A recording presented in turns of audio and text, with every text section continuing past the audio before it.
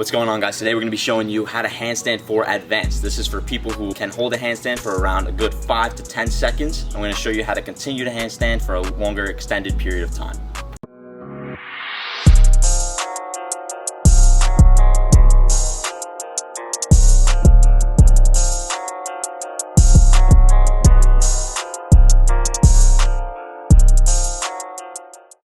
Okay guys, we're going to showcase a few things for you here today.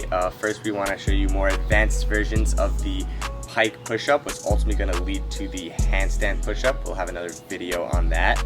We're going to showcase the straight arm press, a few tips where you can start working towards that.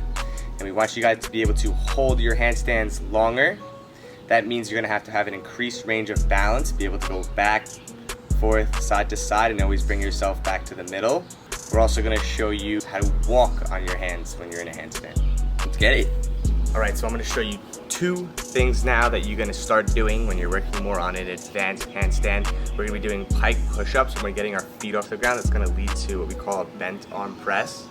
And then we're also going to work on getting our feet off the ground with our arms straight, which is also going to work on our straight arm press. These are two different ways you can get up from a handstand, aside from just kicking up. These ways are a little more impressive, require a lot more strength, and I'm going to show you how you can work towards these right now. We will have a separate video on how to do handstand push-ups and how to do straight arm press, but for now we're going to show you what it looks like and give you a few tips.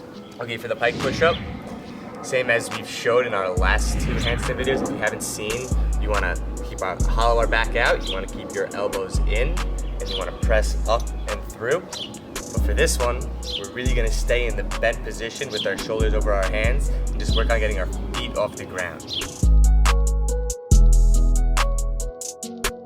Bent arm, don't break 90. Get your feet up. Press back through. And ultimately, that's going to lead to bringing your feet all the way up, having a balanced bent arm handstand, and then pressing to a full. Let's see if I can get it.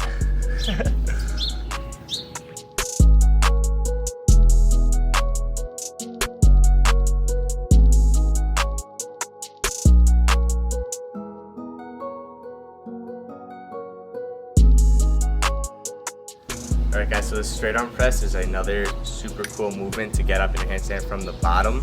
You're going to need a lot of pushing strength from your shoulders. You're going to have to stay super extended the whole time. You're going to have a little bit of flexibility. On top of that, you're going to need upper back strength and lower back strength to help bring our legs up. I'm going to show you what it looks like on the parallettes, and then I'll give you guys two workouts where you can start working towards this. Still stay tuned for a full tutorial video on the straight arm press we'll have coming in the future.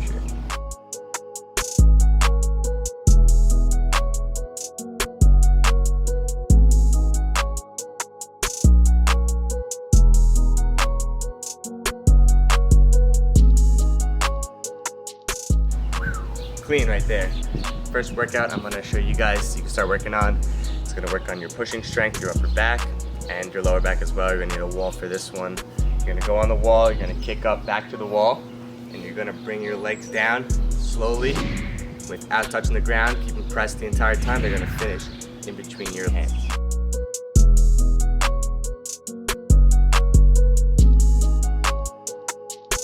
Remember to stay pressed here. Legs down nice and slow. I'm going to finish in between your hands. So once you're able to hold that handstand for around 10 seconds, you're going to want to start to increase your range of motion and your balance side to side, forward and back. This way, any way you feel you're falling, you can adjust and get back to that center of gravity. So we're going to do some leans on both ways, forward, back, every single way. I'd like to do maybe a circle.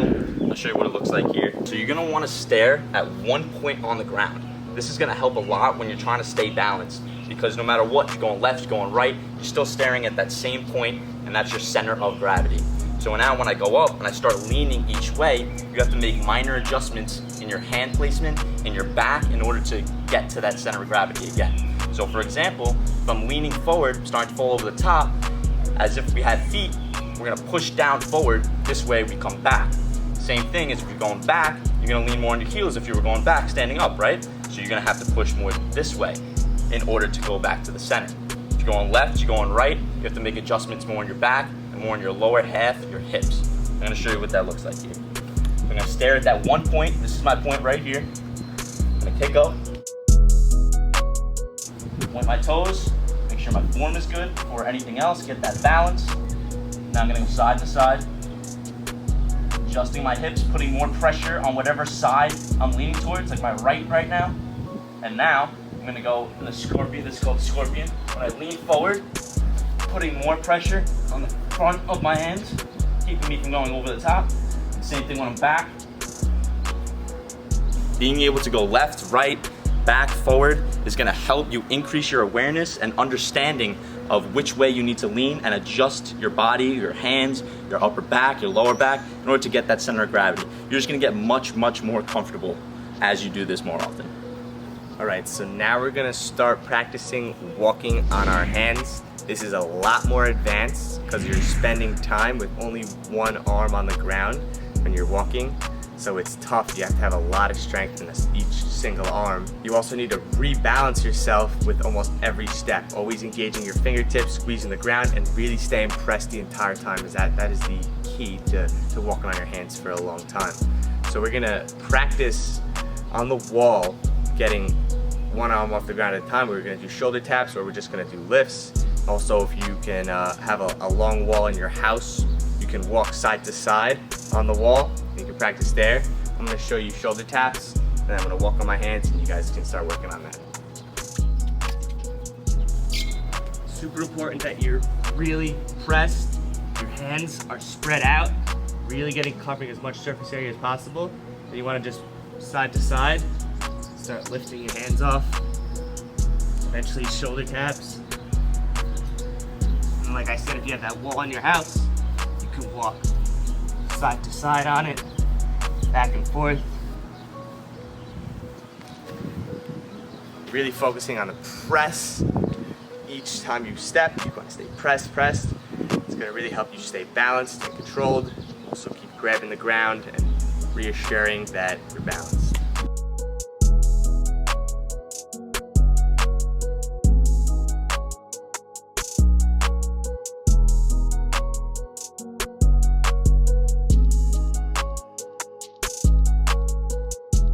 Alright everybody, that is our advanced handstand video. You should have been already handstanding after the intermediate video. So today we just showed you how to increase that range of balance, be able to bring yourself back to the center if you start to fall, just be able to recover. We worked a little bit on straight arm press and handstand push-ups. We'll be showcasing those two in a future video. We also showed you guys how to walk on your hands. The little tutorial today would really help you a lot on that if you work on that for a few days. So by the end of this video, you should be handstanding completely, 10 to 15 seconds at least, hopefully 30 plus, that's the goal. You wanna be able to do it anytime, anywhere. Like always, like, comment, subscribe, follow us on Instagram, follow us on TikTok. Go check out our website, corecalisthenics.com, and we'll see you guys in the next video. Out.